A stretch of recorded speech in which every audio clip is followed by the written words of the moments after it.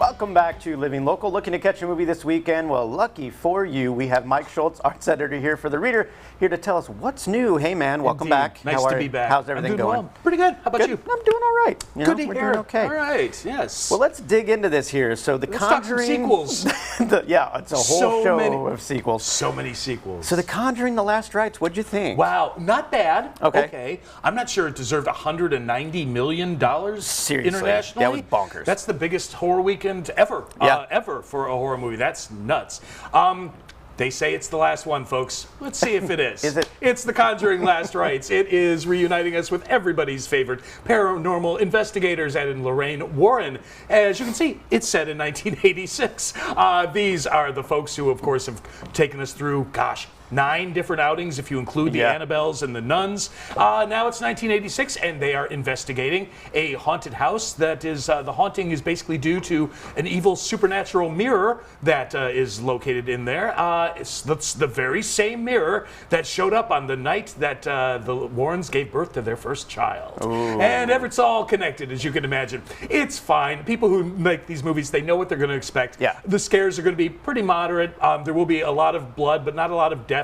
It's going to have cornball jokes. It's going to have a lot of period kitsch. Yeah. It's perfectly pleasant. You've seen these movies, I would imagine. A few of them, right? The first one is unbelievable. First one's that one's great. Unbelievable. That one's terrific. The best thing about this one, beyond the performances by Patrick Wilson, Vera Farmiga, who are of course great, they do get a lot of good mileage out of the 1986 setting.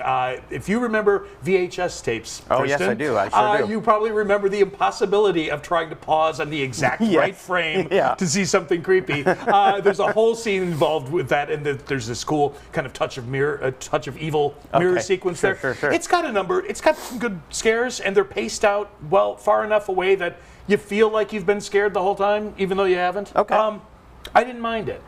All right. How's that for a rave? Put that on the poster. I didn't mind it. Mike Schultz. I love that. I mean, I don't know. I just they haven't lived up to that first one for me since. They've been fine. They've been perfectly fine. Yes. Enjoyed them just fine. Exactly. Well, all right. Another grand finale. Downton Abbey. Literally. Is it? It's literally the grand finale. It says right there on the prompter. The grand finale. Yes. Downton Abbey, the grand finale.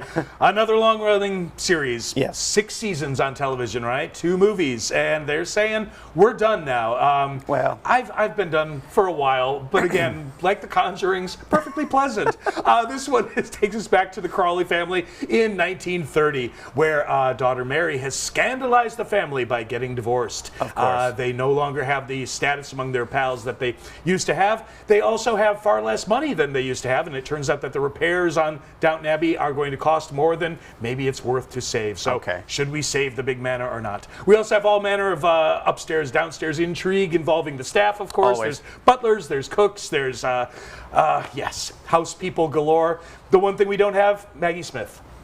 So I'm sad about that because she was the greatest thing about that entire franchise. But if you like with The Conjurings, if you like this already, you know what you're going to get. It's going to have a lot of cool period decor and beautiful costumes and a lot of hushed, whispery secrets being told in hallways. I've been over it for a while, but I liked it when it started for a couple of seasons. I did too, and then I marked myself safe. Then I stopped. I did too. It was right in the beginning of season 3. It felt like the writing took a steep downturn, and I just Downton Abbey, and I gave up on it after that. No. But I do still dutifully see the movies when they come out, and if it's the last one, okay, bring it on. All right, well, go see the grand finale. Yeah. This next one, I kind of love that this sequel exists just because it's been so long. I'm so nervous. Me too, because did you see their Kimmel interview? No.